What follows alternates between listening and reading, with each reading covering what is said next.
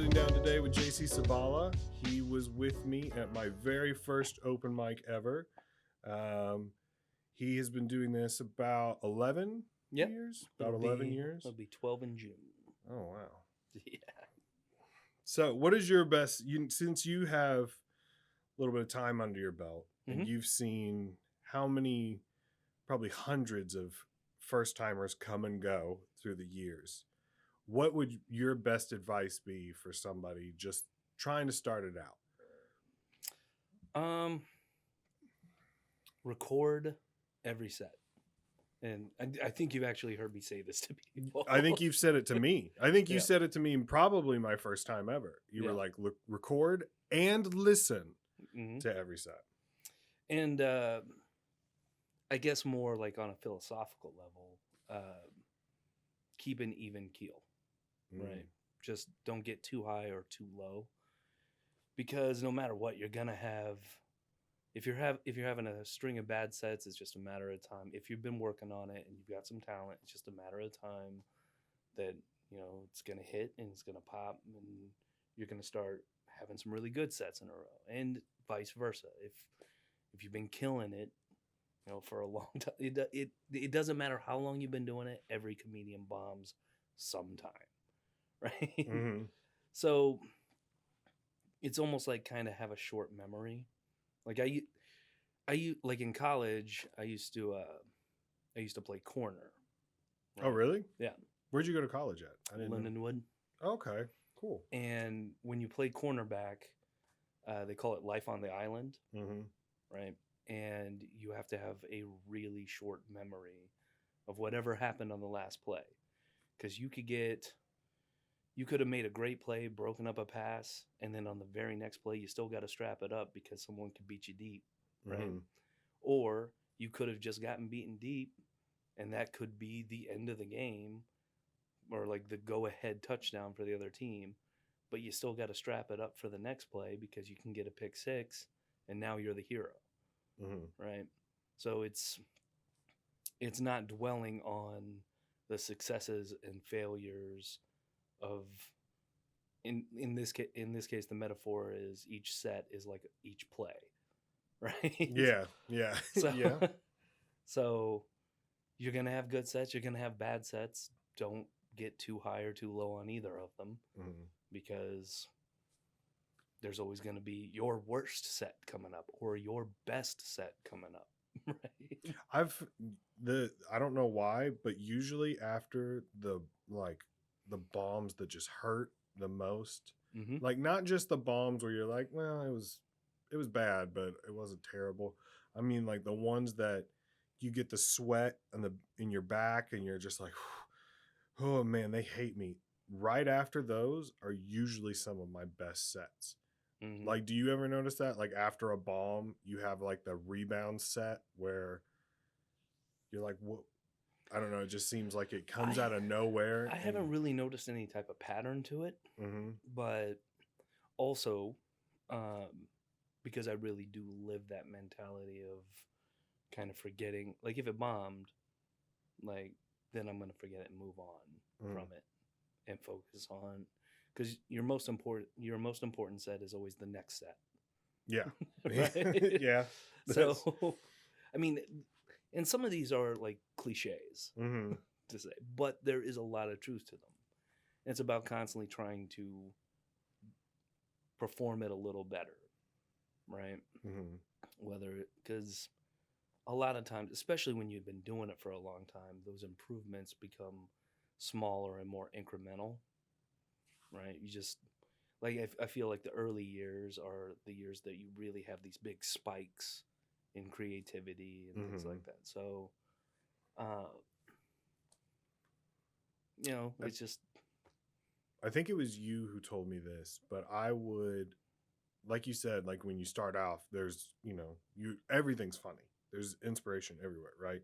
And then after a while, it's like, okay, now you need to, that's great that you're coming up with a whole bunch of new jokes, but you got to iron some sets out. And so that means you just got to repeat the same jokes over and over again for a while. And it's like, until you smooth out all the wrinkles or whatever. And so I would do and this is what I think you told me to do, was like when you watch your sets, you just time like how long in between laughs is it? Is it 40 seconds? Is it 30 seconds? Is it 15? Whatever it is, try to cut it in half. If it's 40 seconds, try to put in a small joke 20 seconds in. Or you know, like to keep it going. You wanna just now, I mean, make sure it makes sense. Like don't force something where it's not supposed to be. But like that's how you tighten up. Like that's how you know. For sure. And that was a big thing, because I would watch in the days when I first started off. I'm like, oh, it's been a minute and a half since I got a laugh, and this is a 4-minute set. Probably should write a new joke.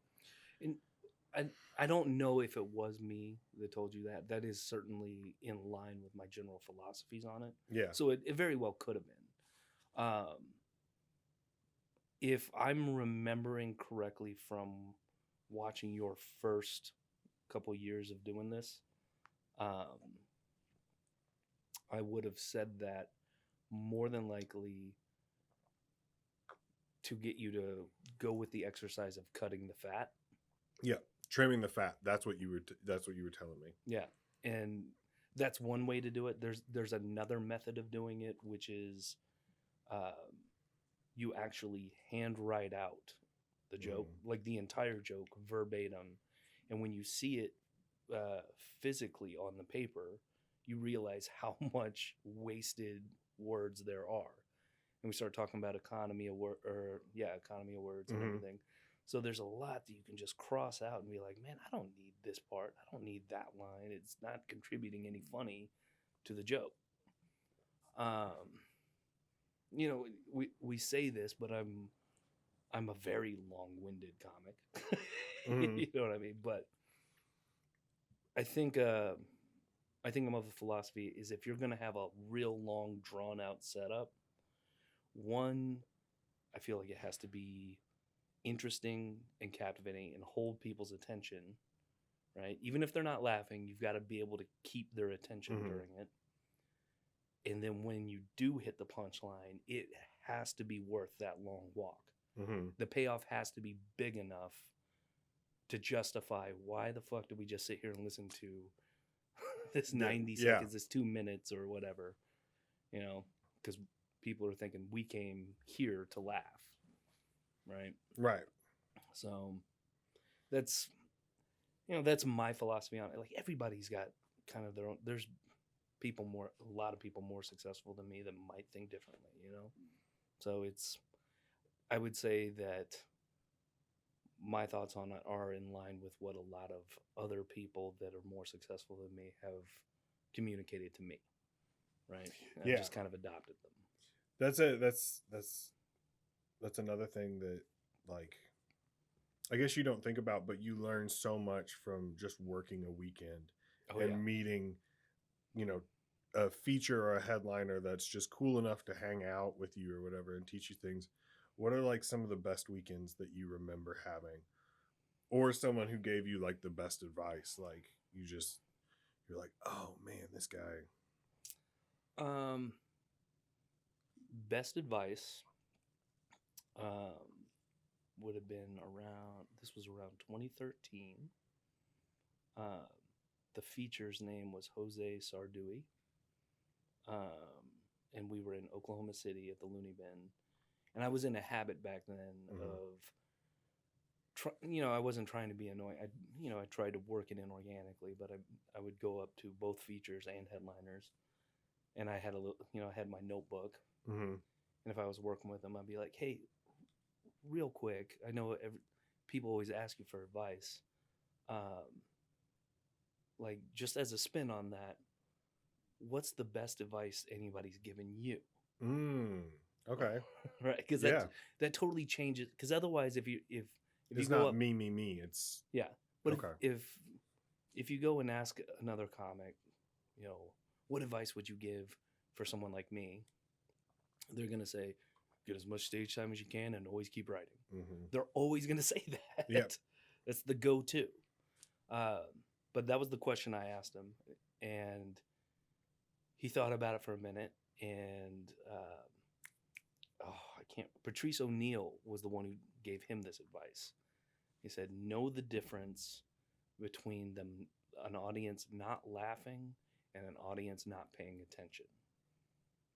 Because there's a huge difference with that. Because there are, I think you see a lot of newer comics that are afraid of silence. They get really uncomfortable with it, right? And yeah, you want them laughing, but it's better than if they're not laughing, they're sitting there waiting for you to hit them with something that's funny. They're still paying attention. It's when they're having conversations and stuff like that you don't even have a shot at getting them to laugh, right? Yeah. And it's, as long as you've got them listening, you've got a chance.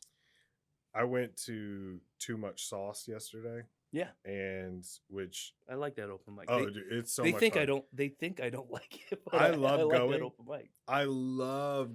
I love going just because every now and then, 90% of the time, everybody's super like welcoming and stuff. But every now and then, I'll get up there in front of everybody, and people are like, "Who are you? Like, why are you here?" Like that. And I like that feeling of going like, "Okay, this is an uphill climb." Like, all right. But last night there was a guy. Luckily, I was the first of 3 white guys to go up. Okay. The second one, first 5 seconds of his set was a white privilege joke about how he doesn't have it or whatever. And I was just like, like we just. How did it go though? did it go like we think it went? Yes, it went exactly how you think. There were so many people. I was sitting down and I'm just sitting there like kind of in the middle of the crowd, I guess. And he said it and like 3 people turned and looked at me and I was just like, I'm sorry. Like I apologize for him. Like it's, I don't know. It's like, I know your audience, like there's a difference between like, like you were saying, like know the difference between them not laughing and not paying attention, but also know like who you're talking to at the same time. Like, well, also there's something to be said for. Yeah. So I'm assuming like the assumption is that room, because it's an urban room, didn't laugh. Right. Yeah. They got they clammed up real quick. But also I don't know that I've heard we've all heard versions of that joke or whatever. I don't know that I've heard it work in an all white audience. No, it makes everyone uncomfortable. Yeah. So even I think it's one of those, the one thing I would admire about that is the not flinching and not changing your material based on who's in the room and not pandering and things like that. But still, it's probably just a joke. Just don't. Just like, hey man, that topic's just not for us. You know what I mean? Like, it's okay to be like, hey, unless it is a killer. If it's a killer and it's a fresh, different take, or it really subverts expectations. Okay, I'll give the person grace. I feel like for every rule in comedy, there's always that one little asterisk by it. You're like, except for this one guy, it did work for him. Or you could always find an example of be like, oh well, Dave Chappelle doesn't do, and it's like, yeah, okay, but that's Dave Chappelle. Are you are you Dave Chappelle? That's why I don't know. There are some people rich, bitch. I think you and I have both seen those people at open mics, and you're like, this might be Andy Kaufman level genius, or it might be just an insane person. And there are those times where I'm like, I don't know if I want to pull you aside afterwards and be like, what the fuck are you doing? Or just be like, hey, keep going, man, keep writing, or what, it's like, well, and then also maybe their inspiration is Andy Kaufman, and then it's not genius because it's just a cheap knockoff, right? I was like, that's been done, dude. And that's the thing, like, saying Andy Kaufman level genius. I'm not a huge Andy Kaufman fan. Mm-hmm. Like I get it. I understand. But I respect his genius. Yeah, I respect it. It takes balls to get up there and mm-hmm. say you're gonna fight women. You know, like Yeah. that is funny, and I see what you're doing just to be the that Tony Curtis character. Like that takes balls. You know what I mean? But when you see a 19-year-old do it on a Tuesday night at the Funny Bone, you're like, I just want to hear jokes, man. Like you're not like I don't know. That's there's an exception to every rule, I guess. Yeah. And if somebody keeps just working on it, sometimes they get past that. What's all right? So we can edit anything out if you want, but what is probably the best beef you've had in a comedy scene? And if you want to use a name, you can. If not, you don't have to. But I won't use names, but we don't have to edit. The best beef. I don't know that any of them are considered the best because you don't want to have beef.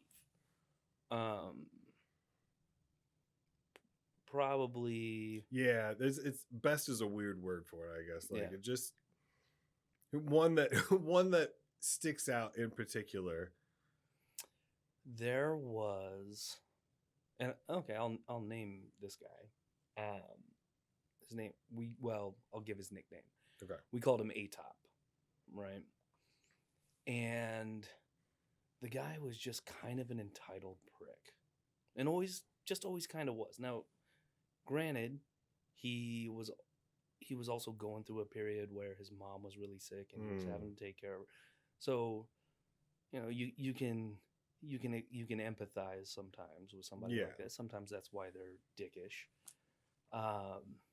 But after a while, it got to a point where he you don't have that excuse anymore. Kind of thing. Yeah. So I was booked on a show, and he wanted to catch a ride to come be on down there and come be on the show.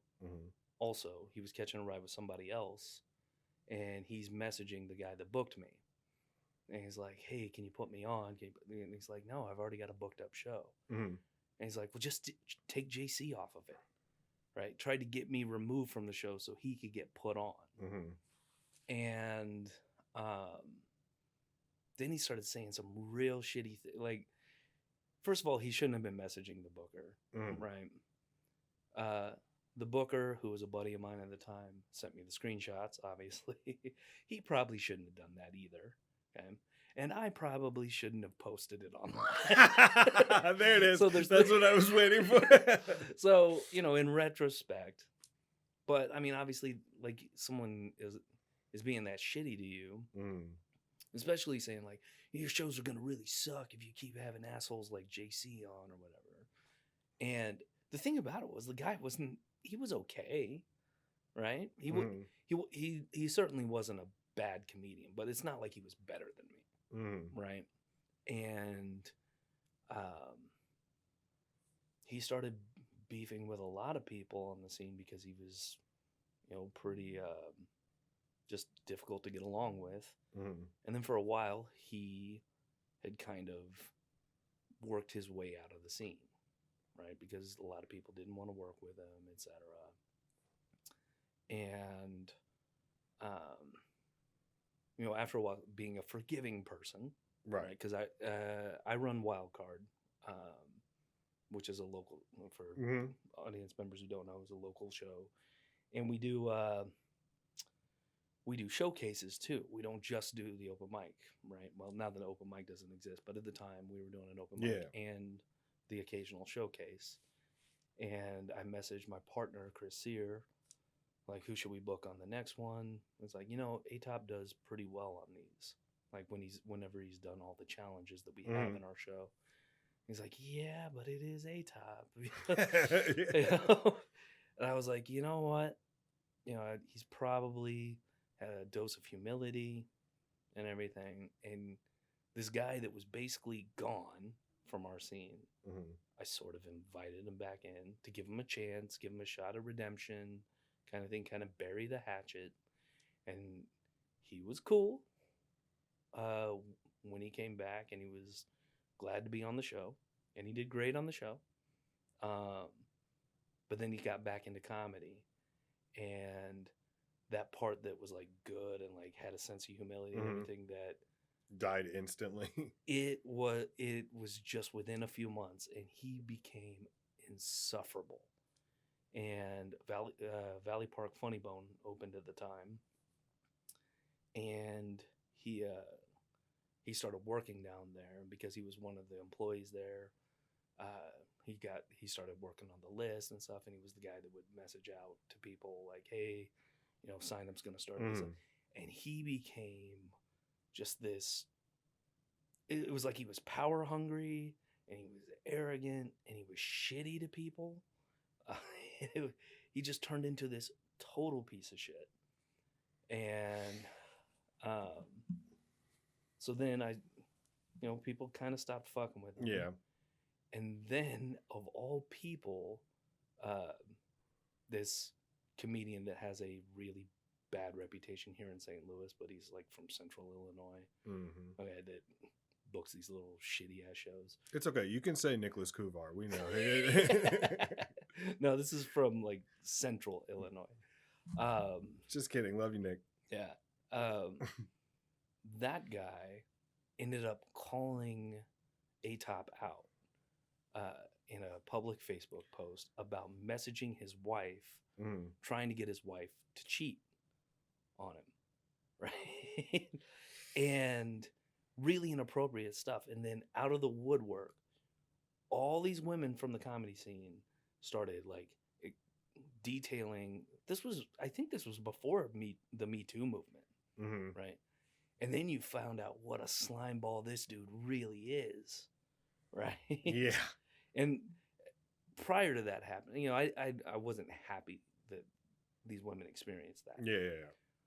I was happy that this piece of shit got exposed and removed. Yeah. Because that was the end. Like he just disappeared. How do you come back from that? How would you? No one's gonna welcome. No, there's no way he'd be welcome back. Yeah. Right. Oof. There was one guy that he did a similar thing to me. I was doing a show, or supposed to do a show at like Lake of the Ozarks. We did one together, but I was supposed to do another one time. And there was this guy, whatever, I'll take his name out. But he, oh yeah, I know what you're talking about. Yeah. And he said the same thing to the lady that booked the thing. And she was like, she just stopped returning like my messages one day because I was like, hey, I need the address to come to the show. And then we got into this thing, and she was like, well, someone said that you're not you're not good or something like that, and maybe we shouldn't book you, and you said this or that or whatever. And it was just like all bullshit. And I was just like, and I was like, okay. And then every time we got booked together on another show, he would cancel. Like he would back out last minute. And so I never got to talk to him. And I don't even know if he still does comedy. Like I haven't heard from him in a couple years. But yeah, I've always remembered that. And I've always just been like, one of these days, not that I'm ever going to like beat him up or whatever, but I would love, like, those are my favorite thing is when someone is talking poorly about you, to go at a show and then try to just bury them. Yep. And then you don't even have to say anything. Best revenge is success. Yeah. And then just be like, hey, it's a hot crowd, man. Good luck. Just something like that. And then watch them struggle. And then just afterwards, just be like, hey, I stepped out. How'd it go? Just one of those little things. And it's like, no, I didn't really. I watched you, and I want to see, like, most of the time if I ask somebody that, I want to know, like, are you going to be real with me? Are you going to be like, bombs? Because then it'd be like, hey, whatever, we get it next time. But if you're like, oh, it was great, they were really hot, it's like, okay, so you're just a liar, you're delusional. Yeah. Okay, that's cool, but it lets me know. There was a guy, I did a show with recently, who's from he started in Columbia, Missouri, and then he moved to Chicago. Okay. And we met in Nashville with another guy that started in Columbia, and they started together. And he was a nice enough guy, but he kept saying all weekend, he was like, anyone doing comedy in Missouri is just wasting their time. There are no good comedians in Missouri. Like, they're all blah blah blah blah. Was he good? And the show, it came down, so the show was on Sunday night, and he was supposed to like feature, and the guy that was supposed to go in front of him dropped out, and so they asked me to fill in, and I did 12 minutes right in front of him. And I've never I came out with like 4 jokes, boom boom boom boom boom, real quick, and then just tried to like win him over. And it felt so good to come for him afterwards to come and be like, man, you were pretty good. You were really good, man. I'm sorry for the things I said, but yeah, he's not a bad comic. He's a decent enough guy. It was just fun to all weekend sit there and silently just hear him talking shit. Was this down in Cape? No, this was in Nashville. Okay. Yeah, there's a club down there called Third Coast. Oh, and yeah. You know Michael Yetman, right? You've probably run into him over. He's big friends with Rob Harris, who runs Pints and Punchlines. Yeah, we both actually performed on Pints and Punchlines together. Yeah, he helped Rob start it when it was at Rose. Okay. And then he moved to Nashville, and now he runs his own show down there. And he's had me come down a couple times. I'll have to hit him up. Yeah, it's fun. I'll throw him your name, because I had a really good set the time that he and I worked together. It's good, man. It's a good show down there. Like, it's a smaller room, but like they pack it in like super tight. Like the last time we did it, we sold it out, and it was like 110 people or something, and they were like shoulder to shoulder. It was a lot of fun. So that's dope. I'll tell him your name. You should come down. Yeah, it'll be fun. I also wanted to talk. You're a dad, just like me, which is not a lot of people in our situation. I mean, there's a couple parents here and there, but like, what is the hardest part of doing comedy and being a parent? Besides every part of it, right? Obviously, making the time for it's probably because if you're really pursuing this, it eats up a lot of your time. You don't really. It becomes your social life. You don't have a social life at that point. Yeah, it's that's the difference between it being a hobby and it being a career, right? Yeah. And because like before my son was born, I was right at that point where it's probably time for me to try to move to a different city and see what I can do with this.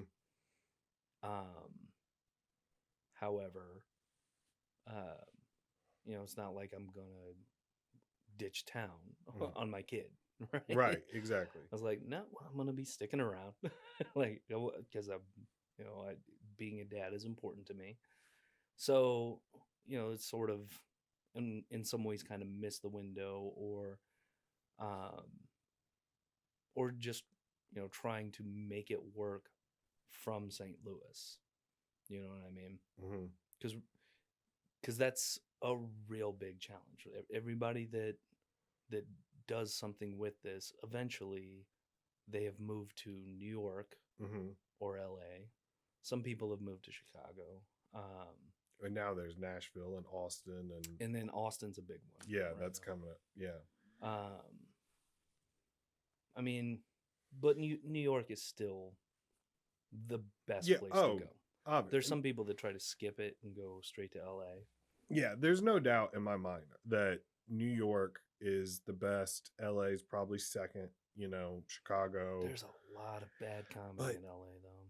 That's another thing that I keep reminding myself, because I'm like you with kids. You can't just take them out of school, take them away from their friends and everything. And obviously you're co-parenting situation, stuff like that. Like that's so complicated. But there are days where I want to move and, you can't.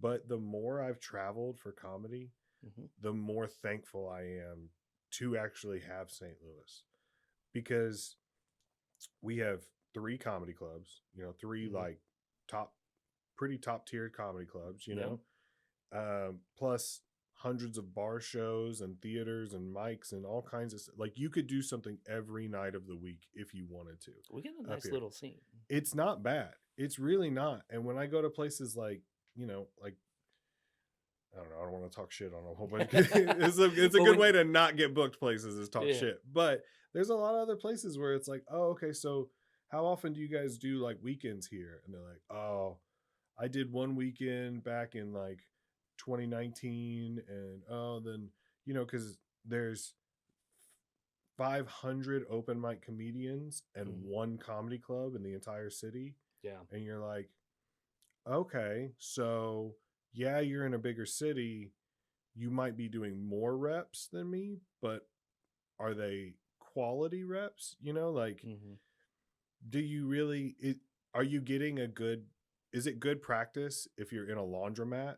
Like, right. And not to say that club work is the only work you should be concerned about, but like, I think that's a good metric of how you're doing, Yeah, I think it is.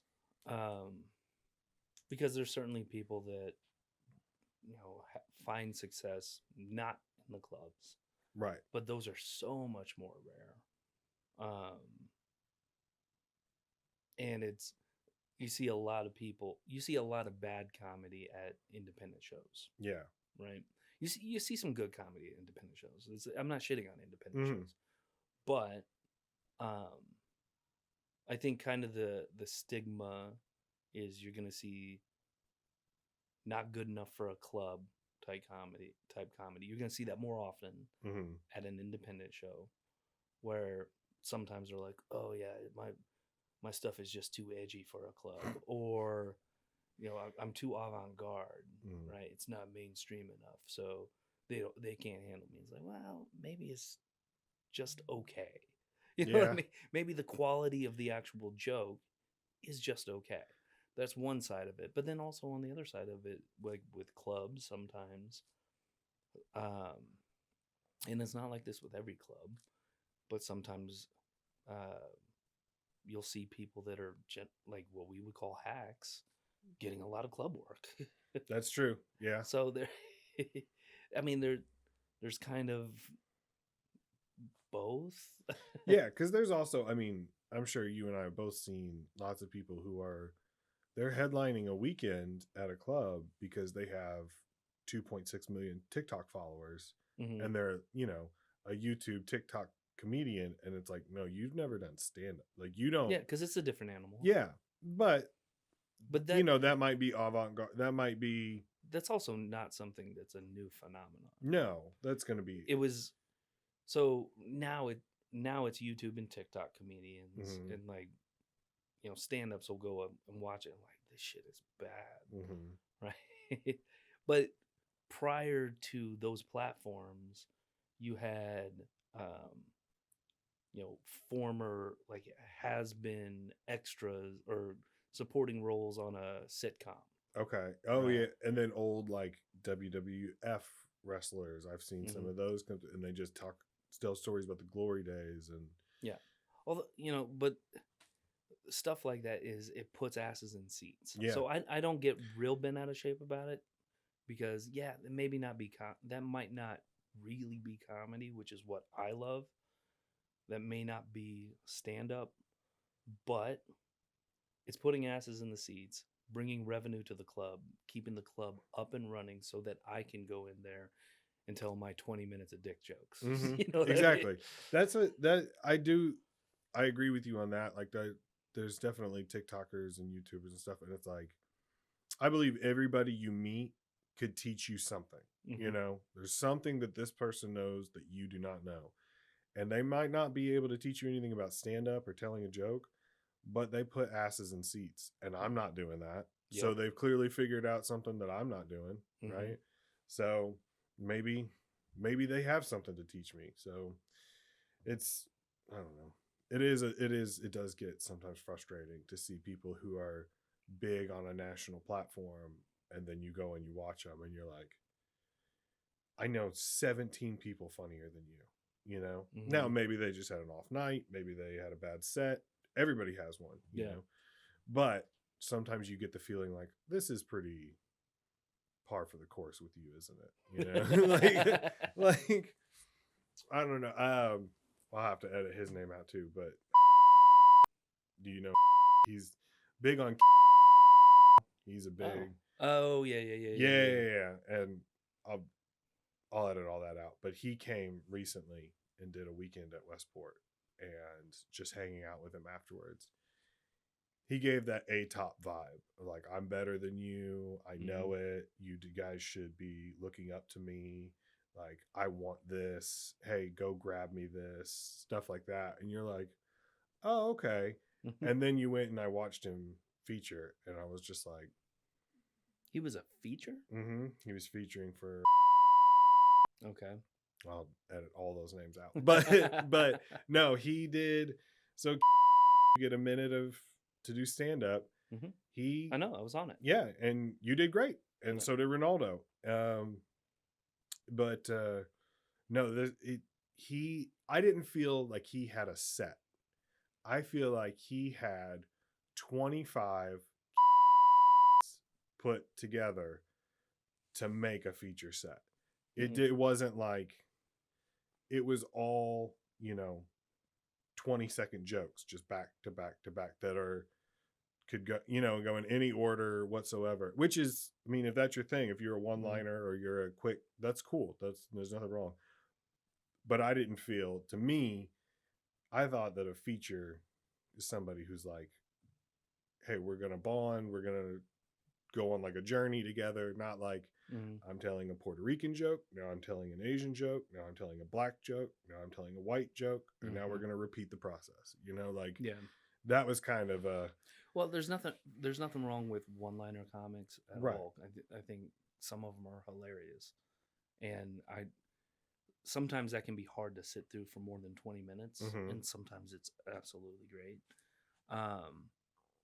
Ultimately, it comes down to, was this an easy joke? Was this like a joke that I've basically heard on the street?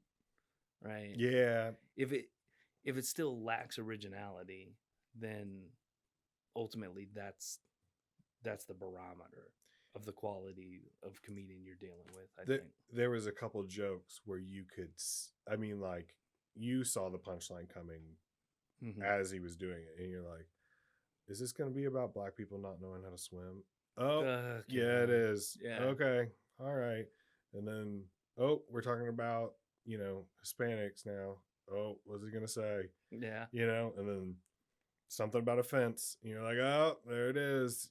So that to me was just kind of annoying. And it's like, all right. Easy jokes are. Maybe he's a great guy. Yeah. I don't know. They're hard to sit through, though. Yeah. I mean, I've seen Dave Attell, and you could argue that he's a one-line. I mean, he does lots of quick boom, boom, boom, boom, boom. And when I saw him, it made me like hate myself, because I was like, I will never be that funny. Like, he's just, obviously he's the best. He's great. But I just remember seeing the difference between someone who's like perfected it and someone who's like, oh, you're still learning, like you're still growing, kind of like the rest of us. There's a big difference. What you really like Marvel movies. You're big into making memes, which they're hilarious. But what's the best part of Marvel to you? Is it something that you do with your son? Is it just something you grew up reading the comics and now? Well, I did grow up reading the comics. Yeah. I think ultimately, because they tend to be formulaic movies, and I know that is the criticism of them, right? But I like popcorn movies. I like the escapism stuff. I like the fantastical part of it. So, I've watched the entire MCU multiple times. Even the series I've watched several times.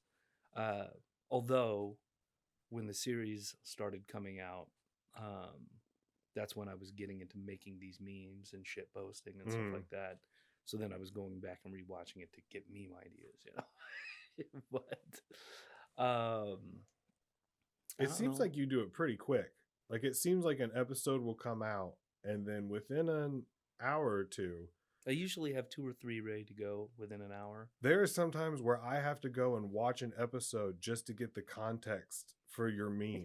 Because it's like, I don't really care about She-Hulk, but I want to know what this means. And so I'll go and I'll watch the episode. It's funny how the internet has contributed to the behemoth that the absolute juggernaut that the MCU has become. I'll make memes for other shows that are going on. Like, I'm in a Facebook group for The Last of Us, which is a great show. Yeah. By the way, it's an amazing show. I just don't tend to make as many of them for those other shows. It's just easier for me because I remember so many different lines from all these movies, so I can usually draw upon them to like make either a parallel, or a lot of times it's just finding a way to take the screenshots and completely replacing the dialogue with it and just making something different. There's a bunch of different ways that memes work. Some people do more like a top panel. Do you do it on your phone, or do you use your computer? That I've started using my phone for like simple pictures. Videos, I always use the computer, but right. What app do you use? Now I just use PixArt. But okay. I used to do graphic design, so I had the full Adobe suite and got really formidable with Photoshop. But now I just do it on my phone because it's the same general principles. Yeah. Adding in your layers and moving them in the right spot, cutting something out, putting a gradient layer on it to try to make the colors match the best you can. I mean, it's still limited, but because it's just a throwaway it's essentially a throwaway joke is what you're making, that you're just throwing up online. Doesn't have to be great. It doesn't have to be perfect, right? So I don't know. Like, the coolest one I did was I did one that was a crossover with the show Community. Okay. Yeah. Right. And Ken Jeong plays a character named Chang. Senior Chang. Yep. And then they announced that one of the upcoming movies is Avengers Kang Dynasty. So I went in, I changed it to Chang Dynasty, and then I took this picture of Kang and put Ken Jeong's face in it, right? And it came out looking really good, but like, it wasn't a particularly great joke, but it was a decent Photoshop job. And Ken Jeong got a hold of it. It eventually got to him. And then on all of his socials, that was his profile pic for like 3 months. That's pretty awesome. Like, this is cool. Yeah. It's like, you go on Twitter, you go on Instagram, you go on Facebook, like anything Ken Jeong, that's his profile pic. You should put that as like stage credits. Like, next time you do a show, be like, your next comedian coming to the stage had King Jeong's profile picture for 3 months. Yeah. But like none of the stuff I post, like the most reacts I got was for a really stupid joke. But it got like over 60,000 reactions. Yeah. But it's always the ones that get stolen by somebody else that end up getting the most reactions. So there was one that when Will Smith did the slap. Yeah. Right. I made a meme with like Thanos and Doctor Strange and stuff like that. And it's like, I think you'll find our will equal to yours. And like, it shows like the little sling ring portal and Will Smith coming out of it. And he's like doing his little strut walk. Yeah. Right. And then it's like him slapping Thanos. And that one ended up everywhere. I saw so many different like meme accounts on Instagram using it. And one of them got 1 million reacts. I was like, well, damn, wish this had my name on it, but they had scratched it out. So is that that's gotta just eat you alive when somebody steals? Because I mean, I know what it's like to do a joke, and then you hear someone with a very similar joke later. You're like, maybe they didn't steal it. Maybe it's just parallel thinking. But when you know someone actually stole it, because I mean, you made it. It's a picture. There's no, you know. I used to get bent out of shape about it, but like there's nothing you can do about it. It's not like you've got copyright on it, right? And even then, you know, I'm using images that are copyrighted. You know what That's I mean? True. I guess so. Yeah, you are taking somewhat. Yeah. Well, so I didn't think that deep into it. Yeah. The only time it bugs me is because sometimes people will give me credit, right? Screen Rant is great at that. CBR is pretty good at that, where they'll post it on their Facebook page, but they'll also say credit JC Sibala, right? Which is kind of cool. The only time I don't, that really gets under my skin is a lot of these accounts are stealing from everybody, but then they're also hawking this knockoff merch, right? It's like, okay, so not only are you not creative, right, but you've got like this bunk that you're just like trying to sling out there, you know? Yeah. That you're shilling.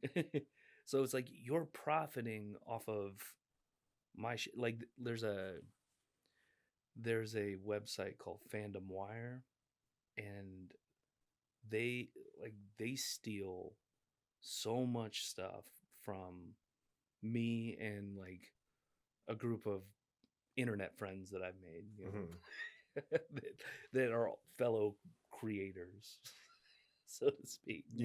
Meme makers. And they never credit any of us. And then like they get all of their most reacts off of the memes that we've made.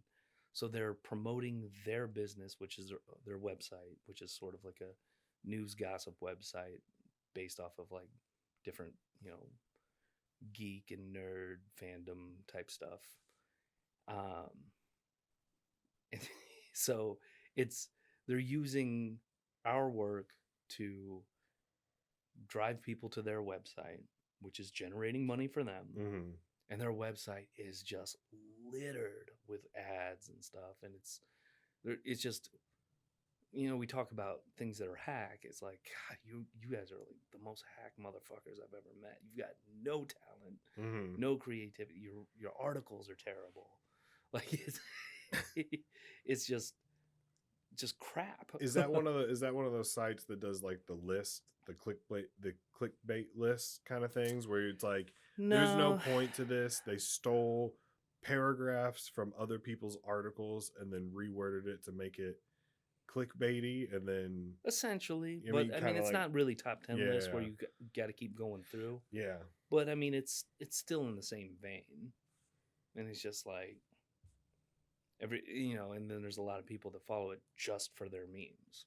It's like, well, it's not their memes, right? Yeah, that's gotta be. I can't. That just makes me annoyed just thinking about it, because it's the thing. And they try to. They've been better lately at not blurring out watermarks and stuff like that. It's when people start doing that shit, it's just like, okay, now you're just trying to make it look like you're the original creator of this, right? Yeah. That's annoying. Yeah. What's the best phase of the MC? Because like I haven't watched. I watched the second Black Panther. That was the most recent one I've watched, but I haven't watched. Isn't there another one? I think I've missed out on something. There's one thing I've missed out on. I don't know. Quantumania is getting ready to come out. Okay. But the last movie that was released was Wakanda Forever. Yeah. Okay. So, what's been your favorite so far? I mean, I think like everybody, Phase 3. Okay. Is that the one? That's the one that ended with Endgame. Okay. And it started with Civil War. That was my favorite movie. Like that one, hands down, is the one I could just watch over. I love Civil War, but you know, in that, their start was Civil War. Endgame was sort of the end. Technically, the end was Spider-Man: Far From Home. Okay. Technically, that was the end of Phase 4. But capping it off, you had Endgame and Infinity War, right? Yeah. The first Black Panther, which is pretty brilliant. Yeah. Right. Trying to think of what else was. That's when Thor Ragnarok was. That was the best. Yeah, I think I agree with that. That was probably the best one because I don't know. Thunder that was hard to watch. Yeah, I watched it with my son. We went to the movie theater and I was like, "Oh, there's a Thor movie," you know, and he's like, "Yeah," and like halfway through, he kind of like was looking at me like, "What, Dad? Can we?" He like kind of like curled up at one point. I'm like, "Do you want me to wake you up if there's like a fight?" He's like, "Yeah," and he kind of just like dozed off a little bit. And it was just kind of a mess of a movie. Yeah, it was kind of like they had like 4 ideas and they're like, "Ooh, we like all of these. Let's just hodgepodge it together." Yeah, and they didn't really have a plan to put them together. No. Like it would have been cool, like Jane to be Thor, like that could have been cool, but it was just like the comedy that was in it didn't land for me. Right? No. I think, you've got Christian Bale. Yeah. And to not really utilize him, and he's cast as a great character. Like I didn't read any of the comic books with Gore in it. Yeah, I didn't know anything about it. But I at least read up on the stories and stuff, and there were a lot of like hardcore, like comics fans that were fucking pissed. I feel like that's every movie though. I never know who to trust. Like when a movie comes out, there's always the initial reaction is always, this is the best movie that's ever been made. Like it seems like every critic ever will be like, this is 5 stars or whatever. And then you get the audience scores. And then you get like, and now that review bombing is a thing that makes exactly, it makes it hard to, and everybody just automatically just picks it apart just on the, and it's like, I don't even read reviews anymore. I just wait for it to come out on whatever streaming platform. And if I want to watch it, that's when I'll watch it. And then I'm like, oh, okay. I would say, at least with Marvel, Phase 4 was pretty underwhelming. There were some entertaining movies in it, but there was a lot of people that didn't like a lot of it. And I thought it was just okay personally. But it had moments that I really enjoyed. I really liked Shang-Chi. Yeah, that was good. I liked that fight on the bus and stuff like that. I wish I knew more about it. I don't ever like really pay attention to the dialogues and like the storylines and stuff. I guess I'm like I'm like my son. I'm just like, oh, colors and fighting and like, oh, this is fun. Oh, look, magic. Oh, lasers. Oh, cool. Yeah, and it can be that way. Like and there honestly, if that's what you like, then that's what there's people that really, really like the Snyderverse. Yeah. It's a small fact, but they are fucking loyal. And it doesn't do it for me. And then it's when people start doing things like, oh, you just don't like mature stuff. I'm like, well, okay, like that's fair if you're going to try to make that argument, but don't do it as something like for Snyder. Yeah. Yeah. When your counter argument is like, okay, it just nullified everything you just said. It's like the guy has great visual. He's a brilliant cinematographer. Can't tell a story for the life of him. Do you think that Marvel is like the best franchise? Franchises, yeah, probably. I'd say it's got a pretty solid claim. Like it's not perfect. I don't think anyone is. I'm not really into Star Wars. I've always said although Mandalorian has been great. Yeah, Mandalorian was like, that's its like shining star. I've always told people, and Star Wars fans get so mad, but I'm like, Star Wars is a good but franchise. Meaning like you pick any movie, any show, anything, and you're like, it's good, but there's some like it's good, like this movie's good, but there's some problems. Or like, I don't know, like that's one of the ones that always annoyed me. Like it should be awesome. Yeah. Spaceships, laser swords, gunfights, pirates, bad guys. Like, it should be fantastic. Mm-hmm. And then you go and you watch some of it and you're like, oof, this writing is like, it's rough, Yeah. There's some awkward moments. There's some things where you're like, oh, okay, he had no idea where he was going to go with this, and shoehorn things. Well, so that the original trilogy, yeah, right? I remember how much I loved it, and there's a reason why it was beloved. Mm-hmm. Some of it doesn't hold up to today's standards, and I'm not talking about the special effects right. and stuff. I'm just talking about the story itself. It's like, okay, it was okay. Yeah. Right. Like the very first Star Wars movie from like 1977, right? A New Hope. Yeah. When you go back and watch it now, it's like, this is pretty slow. yeah. Yeah. Like Empire, that was one thing that was brilliant about Empire that wasn't even directed by Lucas, I don't think. It had great pacing, right? It was an entertaining, pretty much start to finish, right? Yeah. My kids can't stand Star Wars. Like, I grew up watching it, and when I watched it, I was like, oh, this is fun. Like, I didn't understand, the politics of it, and because when I was, I guess, early 90s, when the episodes 1, 2, and 3 came out, I was young, and I was like, oh, this is cool.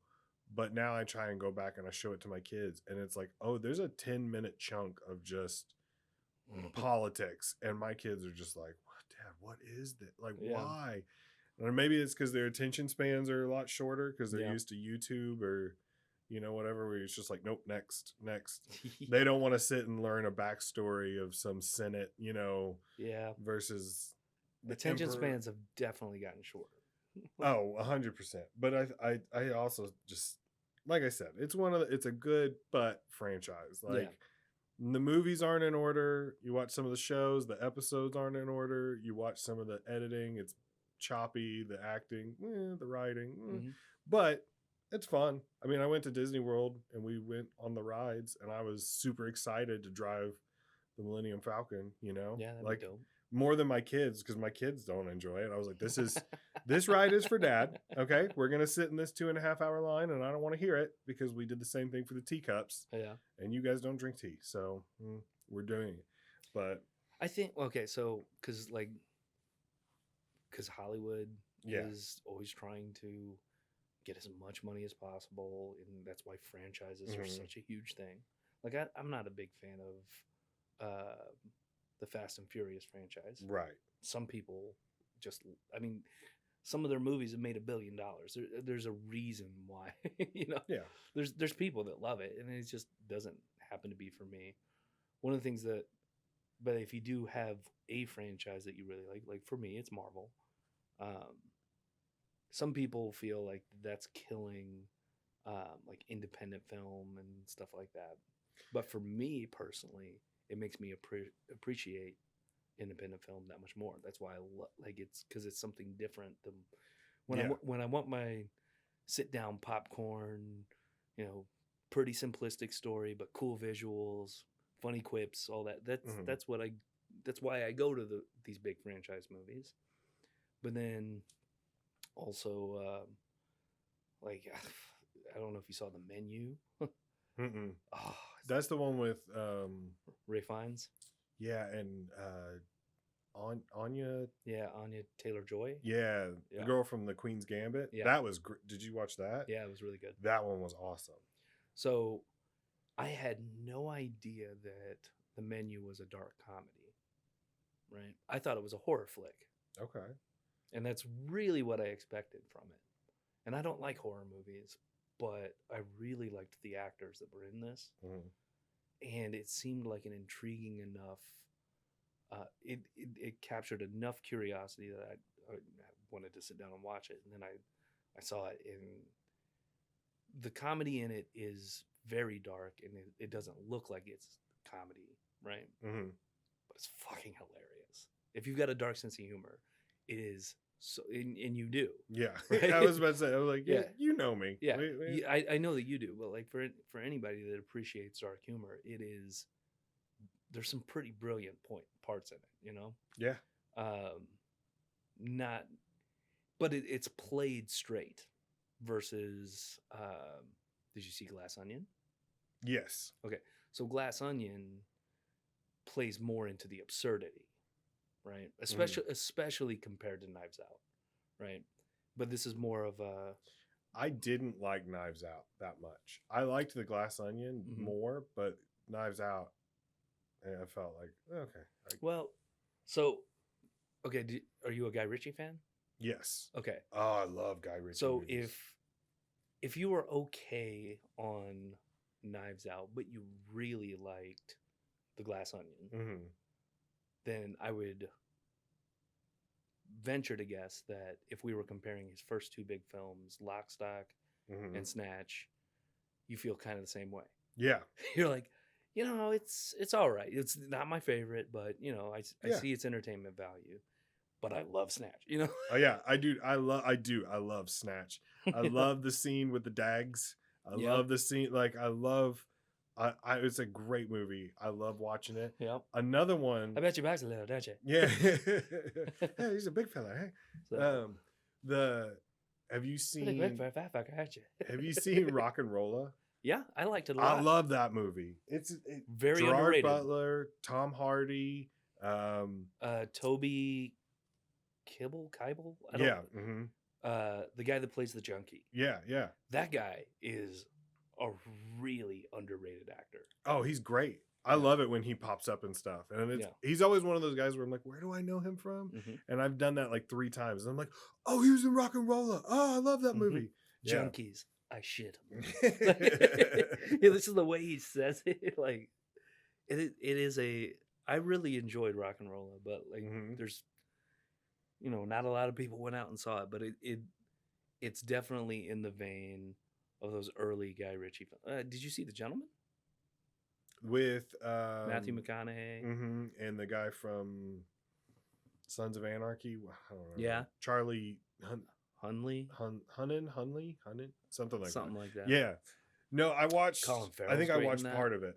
Yeah, I saw that scene with Colin Farrell and he like beats up that kids in the chip shop. Yeah. That I was like, oh, I really like that. Yeah.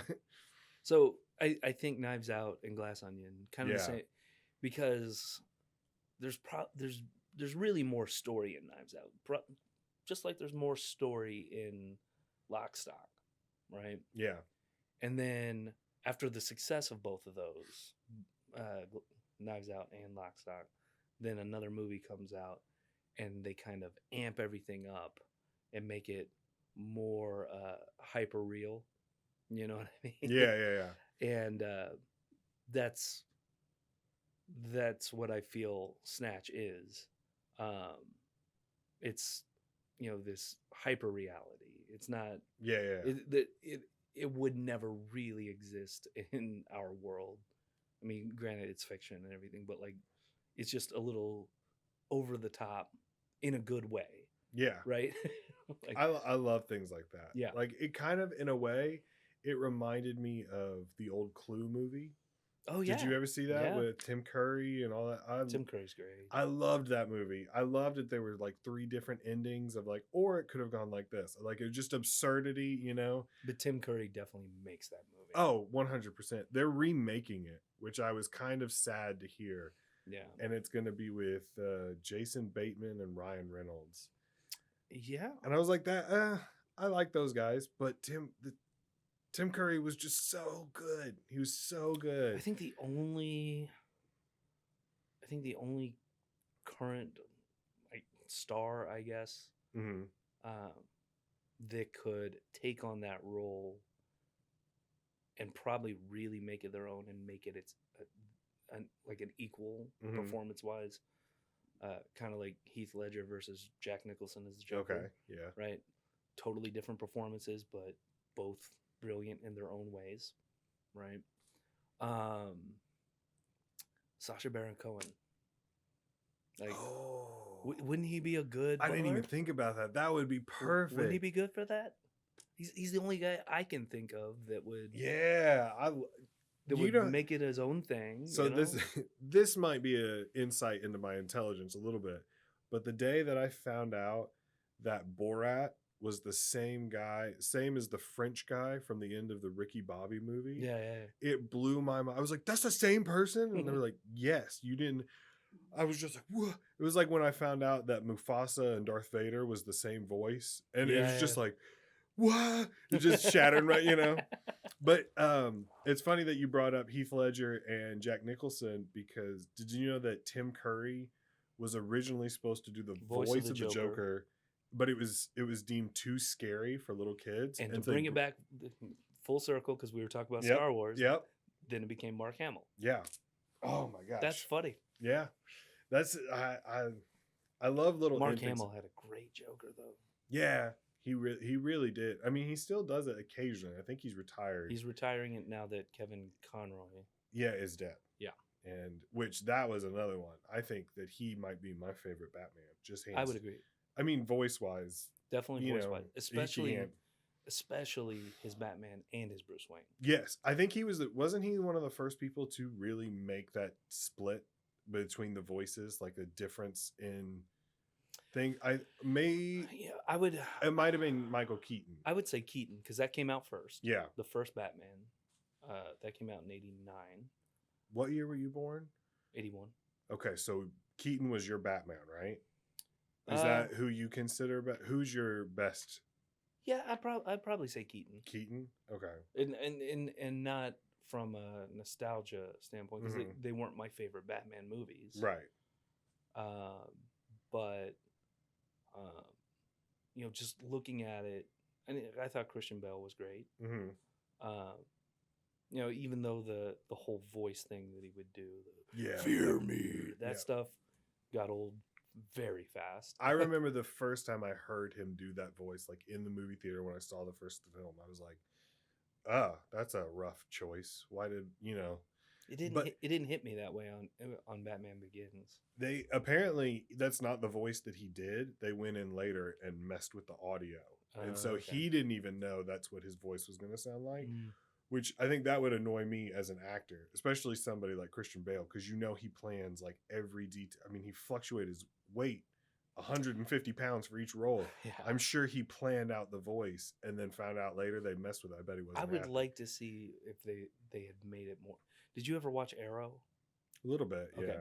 So he would use like an actual thing to change his voice. Yeah. I was like, that would have been a better choice creatively, I think. Mm-hmm. And they did that for Ben Affleck when he played Batman. He had a little voice, like sounded more robotic. But I don't know. I was born in '90, so the first Batman I think that I saw was probably either Val Kilmer or George Clooney. Right. Which George Clooney, terrible Batman, bad movie, Yeah. But he was actually really. I thought that he was the best Bruce Wayne. Like as I've gone back and watched the movies through the years, there's very few scenes as him being Bruce Wayne, but when he is, he's very like refined and like elegant and gentleman and businessman, stuff like that. I think that kind of depends on what you want out of your Bruce Wayne. Exactly. And also it kind of depends on the general world that they've created for that iteration of Batman. So I would agree in the sense of, for that Joel Schumacher universe, right? He was probably he was really good as that type of Bruce Wayne. You're right. Right? Essentially Danny Ocean. Yeah. Right? That's probably what he was, Yeah. I think, so like for the Tim Burton Batman movies, I think that was a perfect Bruce Wayne for that type of universe, because it's supposed to be something, because it's a damaged person. It's it's a kid with PTSD, right? Right. I think the latest Batman movie, I think that really nails on that. I forgot all about that one. If I'm being completely honest, I mean, it's definitely, there's a lot of the movie that could be cut out to make it pop a little better. And the story's interesting enough. The action's okay. But the acting is great. Yeah, I really like it because it really played into like the fear aspect of it, because that's always kind of what, like, so Batman was my thing growing up. I was the only one I cared about. It was the only one I wanted to be. Every Halloween, I even I named my son Grayson, and it wasn't until we were in the hospital and I told my buddy, he's my wife's cousin, he's my best friend Like, since what, childhood. like Robin? Yeah, exactly. Yeah. He goes, "What's his name?" And I go, "Grayson Luke." And he goes, "Grayson, like Robin?" And I was like, "Yeah." And then my wife was like, "What?" And I was like, "Yeah." And she was like, "You named him after a," and I was like, "Yeah." It's like, and his middle name is after Skywalker. No, she picked that one out, and I'm scared to ask her why, because I'm worried she'd say like Luke Bryant or something like that. I'd be like, I'd rather have him any other name. But no, Batman was my thing, and I loved the way they played into like the fear. Like in the opening credits, it shows like there's a guy spray painting something, and then the can rolls in the shadows, and he's like, "No, I'm not gonna go get that." Like, like you could see like they were legitimately scared of him. And I always thought that when they make like Justice League team up movies, they always put Batman like in the center, like in the spotlight. There'll be Superman, obviously, but Batman's like right there, and it's like, why? That's not his skill set. Right. Put him in the shadows. Make him scary. Make him in the movie, you barely ever see his face. He's always hidden. He's just swiping people up when they're not paying attention, doing cool ninja Batman stuff. Like, creatively, yes. And then give him a solo movie where you get more in depth with the character and stuff like that. Yeah. But I'm sure money-wise, you got to have the toys, you got to have the costumes. He's the heavy hitter. Yeah. Everybody loves Batman. Yeah. Like, even the shitty Batman movies make tons of money. Exactly. That you can't say the same for Superman. No. Right? Because there's a lot of people who think he's overpowered, or there's too, he's not. It makes for a boring character. It does, which is why they killed him, in the comics, because they were like, people got sick of him. They're like, he always wins. He always finds a way. Yeah. Batman got his back broken, and he's lost Robins, and it feels like a real. It's a more intriguing character. It really is. I think that's why a lot of people like the Nolan version of it, because he tried to, to a degree, try to ground it in realism. Yeah. Try to make it like, look, I know that this doesn't exist, but I believe that it could in our world. Mm-hmm. Right. And if it did exist, this is what it would look like. Yes. Like I liked that. And originally MCU was kind of like that with a little more rock and roll to it. Yeah. Like the first Iron Man movies.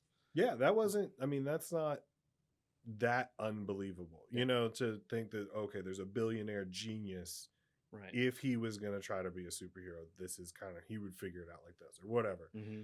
And that's why I loved those. I loved the beginning of the MCU more than probably later years. Now I've just now I'm busy and I just don't. Winter Soldier was really good. That's most people. That was phase 2. Mm-hmm. And that's most people's top Marvel movie, that or Infinity War. Yeah, but it wouldn't have started without phase 1, obviously. But like Iron Man 2 was okay. That was the one. Thor 1, okay. Yeah, Captain America 1. I actually liked it. I think that's one that's underrated a little bit. But I don't think of it as being like this great movie or anything like that. Well, like you said, so Captain America 1, okay, but 2, Winter Soldier, and then Civil War. Those might be like, those 3 movies might be my favorite. Yeah. Compared to, it's probably the best individual franchise as far as consistently delivering quality. That's, I think it's increasing. It sounds like you do too. Yeah. Some people think it was like first Avenger, and then like Winter Soldier's way up here, and then Civil War's around here. right? I don't know. The airport scene, the like when he finds Bucky and they're in the apartment and they fight their way out and onto the freeway. It's like that's fantastic. That's some of the best. I think you and I enjoy the spectacle aspect. Yeah. Of it, yeah. Which is why we probably really like that. Whereas some people really like more of a contained story, which is probably why they like Winter Soldier more. Right? Yeah. So because I mean they are different in that sense, but I do really like the airport scene that you're talking about. Yeah. Seeing all the different interactions as like people are trading off opponents. I was like, what would it be like, if Well, because I read the Civil War comic book growing up, and I always wanted to see like, and then I don't know if you remember the old arcade game, the like Marvel versus Capcom. Yep. And you could pit your favorite heroes against each other and see who would win. I always loved that. I always thought that was a lot more interesting than. Well, think about how many little boys play the game of like who would win in a fight. Oh yeah, right. And it usually starts with animals. Yeah, grizzly bear versus gorilla starts off, and then he goes straight into like, well, who would win in that fight? Spider-Man versus Captain America. I don't know, man. His shield will the webs, like I think this is just us still doing that, but as grown-ups. Yeah, you know what I mean. Which I love still doing that, by the way. Yeah, like, we're at like an hour and 15. Okay. So we'll wrap it up here. But I'd love for you to come back and maybe we'll do more of the who would win in this fight. Because I think that's where we're starting to kind of pick up steam a little bit. So next time I'll work in I'll prepare some questions, and we'll maybe have to have a debate.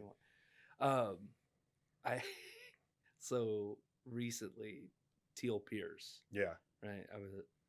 I was sitting next to him at Helium, and I hit him with a question out of the blue. I was just like, so Teal, if you could have any superpower, what would it be? Right? And he's like, super strength. I was like, really? Like, why would you? Why that power? I was like, well, because I don't want to. I want to be able to lift more than 15 pounds, right? And he was just kind of blowing it off and joking. I was like, okay. And I just kind of let it sit for a little bit, because whenever people ask you a question like that, it's usually because here's what I want to talk about. Yeah. Right. But I try not to be that guy. So then he goes, what about you? And I told him I said, it would be the power to telepathically control other people's bodily functions. Right? Yeah. Okay. And he was like, think of how much power you could actually wield with that. Like during a presidential debate, you can just make somebody shit their pants on live television. Like, well, the senator's not telling you. As I'm like explaining all the ways I could use it, he stops and he goes, you thought about this a lot more than I have, haven't you? I was like, well, yeah. I was like, to be fair, I put you on the spot. Yeah. I was like, do you want to change your answer? He's like, I guess laser vision. I'm like, but the lazy eye? Yeah. You're gonna have a lot of every time you use your power, like innocent bystanders, like, oh no, he's doing it. we gotta hope there's a bad guy at like 11 and 3. Like I think that's some of the funnest parts of open mic. Is when like you sit and have a conversation with somebody and then it starts turning into a riff. I can't agree with you more. I have said this to so many people, and I said it to that guy that lives in Chicago now and was talking shit, and I was like, I don't think you understand, because every night we were all staying in the same house, and every night he would immediately go to his room and go to sleep. And it's like, you're not getting to know anybody. You're not making any connections. Like, and then we were out there and we were having a great time, like riffing jokes and stuff like that. And you need to write that down. That's a bit like, oh. And then my buddy brought out microphones. He's like, let's record a podcast, and it'll never go out, but we do it anyway, just for fun. And at the end of the weekend, I was like, I got like 3 or 4 more shows in Nashville just from hanging out and being fun. Yeah. And he's going home empty-handed. You know, and it's like the hang is what I've just put the name of it on. Yeah. You know, is like that's so important. People have to like you. Once they like you, they're going to want to be around you. So they're going to want to book you on shows. You know, like be professional, show up on time, dress appropriately. If it's a New Year's Eve show, maybe not basketball shorts and flip-flops. You know what I mean? Be on time. Being likable, I would say, is equally as important as being funny. When I started out, the guy that first like coached me, Jeff, he said the top 3 things: be professional, show up on time, dress appropriately, get to know people's names, don't talk shit. Number 2 is be likable. So, you know, just help out when you can. Don't be in people's way. Make conversation, be friendly, then be funny. Do the first 2, be professional, be likable, and you'll start getting booked. Be funny, work on that. I mean, that's important, but it'll come. He's absolutely right. And that's coming from somebody who owned a club, booked people, has, you know, had a lot of experience in this industry. I think that's great advice. Well, I mean, he worked at the Funny Bone for 20 years or something like that. So, I mean, he's seen hundreds, if not thousands, of open micers come and go, and they all wash out. There's got to be a reason, you know? And it's the people that you don't like. You kind of, if the circle forms of people talking and you're on the outside, you need to figure out why. Yeah, that's something I've noticed, as I always, you know, because I don't know, what is it about open mics where comedians will gather in the back of the room or by the bar or whatever, and a circle just forms, and all of a sudden people are just talking shit, and then there's bits going, and next thing you know, like somebody's like, oh, you need to write that, you know. Yeah. So I think that the hang, to put a weird label on it, is more important than, I would agree with that, just about any other aspect, you know. And that, along with that, bringing it back to one of the first things we talked about, challenges of being a parent and pursuing comedy, is sometimes you got to get home earlier than you would if you were just a single guy, right? Yeah. And so sometimes you miss out on those hangs, right? That's hard to explain to a spouse or significant other or kid, to be like, hey, you know, what time are you coming home? I mean, technically the show ends at 9:30, so I could be home by, you know, whatever time.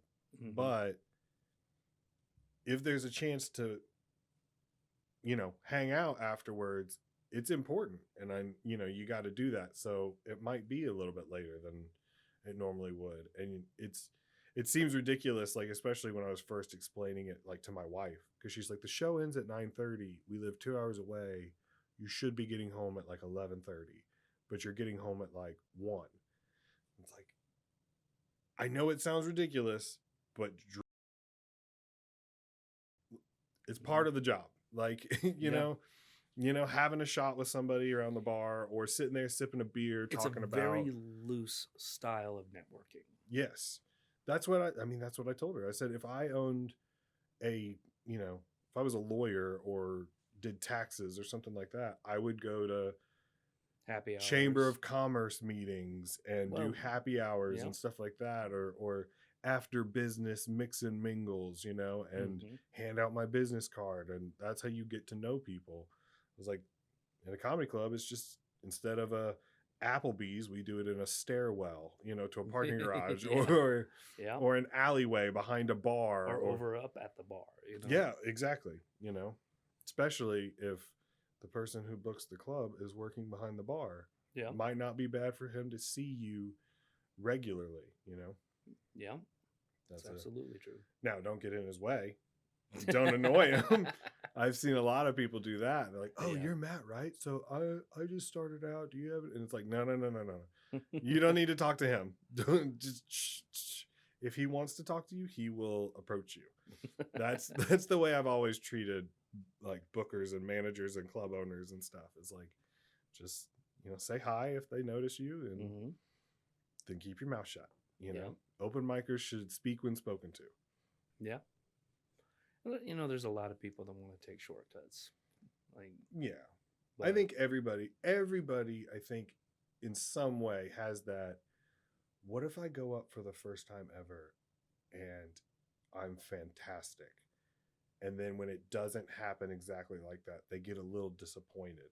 Yeah. So they want to catch up, or they're like, oh, well, what do I have to do to become that person? And they find out, oh, you get booked and then you do this and then you do that. And they're like, oh, I'll just move to the next step. And it's like, well, it's a marathon, not a sprint. Right? There's a lot of people that are more concerned about getting booked than getting good. Yeah. Which is why great things like Wild Card, Comedy Cauldron, all these things exist, because you got to learn all of the facets of it, like crowd work, improv, then ironing out bits and working on new things and meeting people and networking. So, it's funny. One of the times I wasn't actually at Wild Card during our open mic, because I think I was booked out of town. I guess some other comedians had come in and like pulled some of the cards for the card challenges. Okay. One of them was I heard about this after the fact, but one of the guys pulled is this thing on? So he had to perform without a microphone for like a minute, right? And nobody could hear him. And he's like, this is a fucking stupid card, right? And for me, I was like, I understand why you would think that. And the reason you would think that is because it's never happened to you at a booked show, because you don't work a lot of booked shows. Mm-hmm. Like, that's shit that really does happen to you. Now, some of the shit is gimmicks. It's just to get audience participation. But some of these things are there for a very specific reason. And if you get enough work, even at clubs and stuff, it's going to happen to you. Mm-hmm. You've got to be able to perform, for at least. So we have all these challenges in that open mic and now our showcase. And sometimes people don't understand why some of them are there. But you had booked me for a 4th of July show. Oh, yeah. Oh, right, yeah. Down in Cape Girardeau. Mm-hmm. And during that show, there was a lot of weather issues going on in Cape Girardeau and all that. So the sound system went out.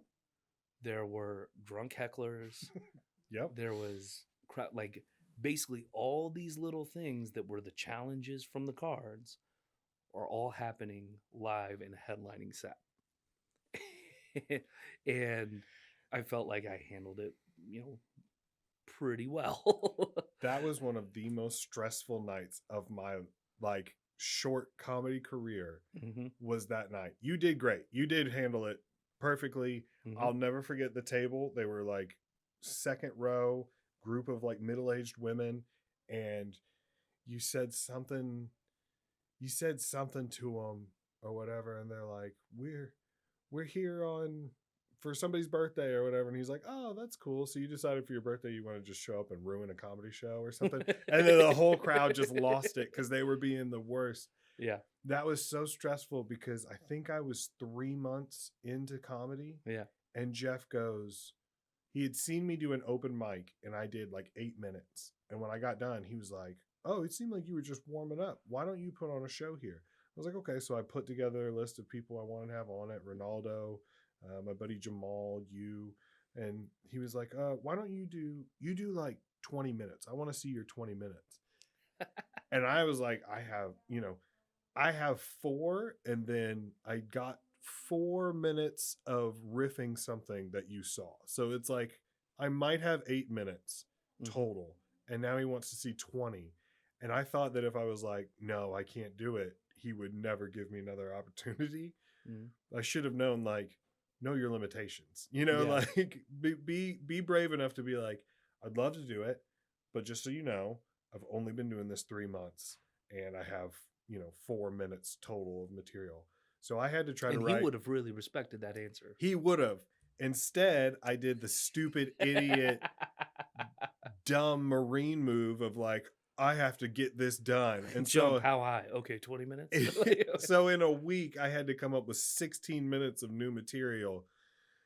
And it was a rough night. It was fun to bomb in front of your family and loved ones, like in a town at your own show that you put on and be the worst part of the show. I don't remember you bombing at all. I remember you were very nice to me because you came up to me afterwards and you were like, "I'll be honest, I thought this was going to be a shit show, and it was pretty fun."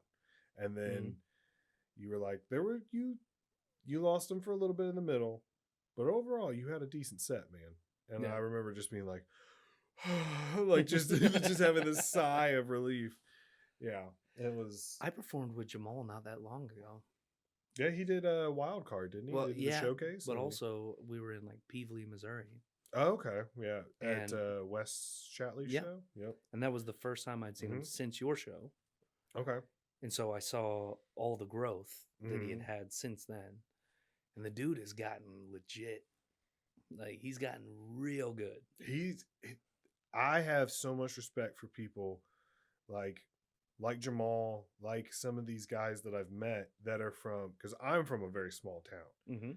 Now I'm lucky enough to be in a position where I can come to St. Louis and practice and get better. But there's a lot of guys like Jamal, Wes Shatley, like we talked about, who want to do comedy, but they live in a town of 50 people. Yeah. They have to travel 2.5 hours just to do a 4-minute set and then turn around and go home. Right. Get up in the morning and stock shelves at a grocery store or whatever it is. And it's like, how do you do it, man? Like how are you, because they're consistently getting better and better and better. And Jamal's been putting in some work though. Yeah. So I saw him at that show, and then I booked him for Wild Card because I was like, yo, we need to have you up here. And he did great at Wild Card. Like, he's good. He's real good in the moment, and he's real good. Did he do his Charles Barkley? Yep. That gets me every single time. Like when he did that show down in Cape that we were talking about, he's got some dirty material, sexual material. And he's been working really, really clean though lately. He has. But at that show, he wasn't filthy or whatever, but my super strict conservative Christian mother was in the audience, and she was like horrified. But then what did she think about my set? she didn't mind. Like, you don't have, yours isn't super like graphic. Yeah, I mean, it's vulgar and you might cuss here and there, but overall, the dirty parts are spread out enough to where it's like, it's he went pretty hard into a vagina or pussy eating joke or something like that, and she was like, dude went hard in the paint. Yeah, but then he did his Charles Barkley impersonation, and she loved Charles Barkley, and she was just back on board instantly. And so he does a good job of not leaning too hard on that impression. No, he's got, because impressions can make you look hack, but I don't remember ever thinking, anytime that I saw him do the impression, that he's doing something for cheap laughs. Right. It has a point. It's not I don't remember the specifics of the joke. I just remember thinking like, that's a good use of an impression. Yeah. Like from a comedic standpoint, like that's a good creative choice. Right. You know what I mean? Yeah. I agree with that. He's great. And he's the nicest guy too. Like outside. He's so nice. He's so friendly, and he's always got funny stories to tell me about something that happened at work. Like, I never would have thought working at a grocery store would be that interesting. But every day he's got a new story about, like, so this lady came up to me. Have you followed his chicken saga? No. Okay. It's on his Facebook, and I won't give it away. Go check out Jamal Gardner on Facebook. Follow the chicken saga. It's been entertaining, to say the least. It's got some pretty heavy-handed racism in there, and some yeah. No, he's good. But all right. Now we've done 1 hour and 30. This is going to be a bear to edit down. But this was fun, man. I'm glad you did it. Yeah, thanks a lot for coming on. I'd love to have you back. The last thing I always ask somebody is, what's the best way to fix this or improve this? Get a new host? No, I think. Yeah, I've done a lot of podcasts, And usually with comedians, there's too much talk about their thoughts on comedy. Mm-hmm. I think the fact that you bring in completely unrelated stuff into it is actually a great differentiator, right? So I think you keep moving in that direction. Because to be honest, most of the people that you'll get on the show, the rest of the internet doesn't know. They're not famous. Mm-hmm. And so they don't really care about, an open micer, MC, feature, whatever. A lot of people don't even know what the difference is. Yeah. So, keep adding more topics that are just interesting to talk about. Mm-hmm. Right.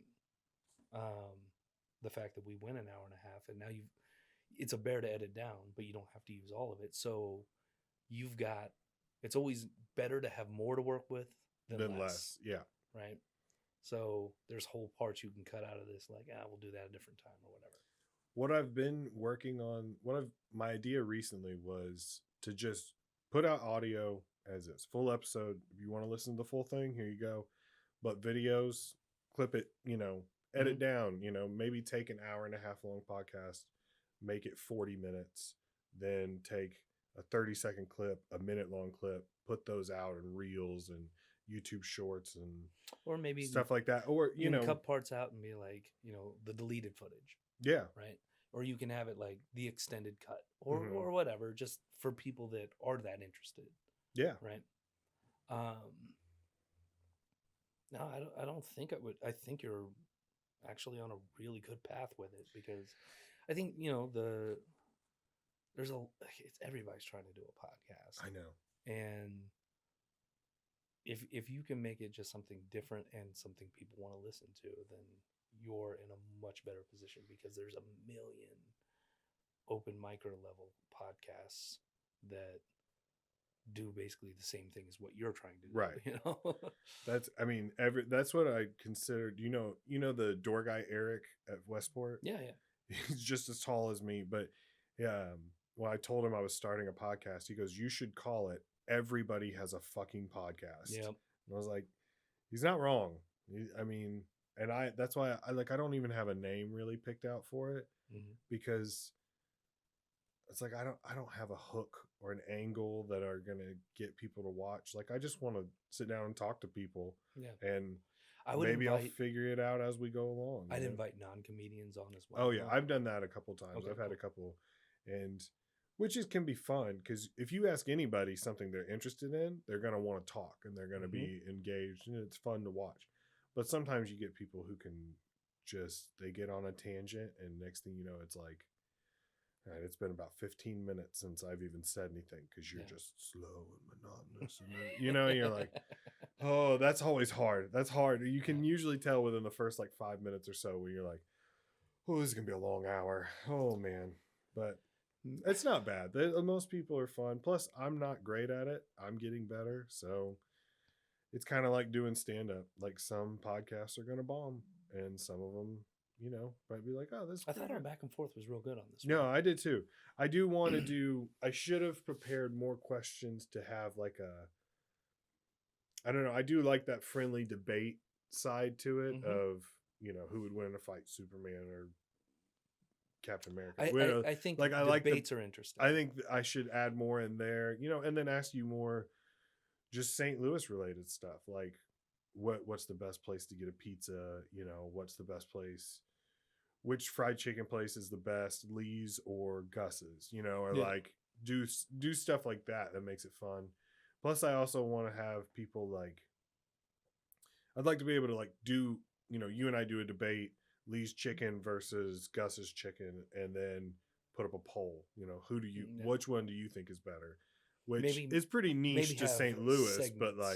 But just little segments to break it up and kind of move it on. And it's like, okay, so now we're going to do a segment on the episode or on the show that we call, which is better, whatever. Yeah. Right. It's like, so here is the two options. You got to present an argument that this is the better option, and I'll take the opposing opinion. I was thinking about getting like a screen or a monitor. What I would really love to do is get a co-host, somebody that I just like riff well with, because one of the podcasts that I really enjoy is Are You Garbage? Because they have fun with each other. Yeah. And they're having so much fun with each other. When a guest comes on, it's kind of like double dutch. Like they want to jump in, they want to be involved in the activity, and they can play it with a crowd and a live audience. And I'm like, it's brilliant. It's fun to listen to when it's just them. It's fun to listen to when there's a guest, and it's fun to see them interact with the crowd. Plus, people can submit their own questions and stuff like that. And I kind of want to set something up, but I would like to get a co-host who can maybe preload some questions on like a PowerPoint that maybe I don't know and you don't know, and then pull it up on a screen. And so we're both reading it for the first time, and then we can riff off of something, or 2 clips, which clip is better, and then someone's getting hurt and then someone's, I don't know, something like that. So yeah, that's a good idea, to break it up into segments. So, and like where it's like a recurring segment. So that'd be, I don't really have suggestions for it because I think it's one of the better podcasts I've been on. Well, I appreciate it, man. I took a pretty big gamble. I went to a bank and got a loan and started just, getting stuff, because you got to try. You got to do something, and like I told you earlier, I feel like if I'm not taking advantage of this, I mean, to be honest, just the good luck that I have, I feel like I feel like I'm wasting it for, because there's so many people who would love to be in the position. So it's like, why not try? Even if I fail and 6 months from now I have to, at least you tried. Yeah. But I mean, even if I did, this is this cost me like $5. Buy another different background, maybe a different chair, try it again. Oh, look, new podcast, like that's the whole thing. Like that's what people have asked me. They're like, why haven't you like finished hanging up this or this or this? And I'm like, because it might not stay, man. It might, this couch might be over there tomorrow, and this chair, like I've done like 4 different. So you own all these? I didn't know all this was yours. Yep, I rented the office space and then bought the furniture. The furniture is the only thing that's not going to stay or not going to change, because patio furniture is ridiculously expensive. Like ridiculously expensive. This is low end, and it cost me $1,500 for the set. What the fuck? This is low end patio wicker furniture, which I'll be honest, there are times where I hear creak when I sit down and I'm like, oh shit. I'm just waiting for the podcast episode where I just drop out of frame because it just rips open at the bottom. So, but yeah, thanks for coming, man. I really appreciate it. Thanks for all the advice over the years. You've always been one of those guys that like I've like secretly looked up to kind of as a mentor, just because you were there from day one. Yeah. And you'll let me know when I have a bit that sucks, and you let me know when you're like, hey, I like that new tag, or I like that new thing. And I appreciate people that are real with me. I don't like people that are like, dude, that was a great set. There are some people that think I'm harsh. I need that though. Like that's what I'm used to. I'm used to, I had a dad who was kind of harsh, football coaches who were harsh, Marine Corps was very harsh. I need someone who knows what they're talking about and is going to be harsh. Like there are people out there that are harsh. I'm not stingy with compliments. No. Right? It's just, I expect compliments to be earned. So the moment I feel it's earned, like I'm real quick to be like, yo, that thing that you're working on, that I really like that. I think that's going to go really well. Or I like the direction that's headed. You should keep trying to push further that way, because that is a whole new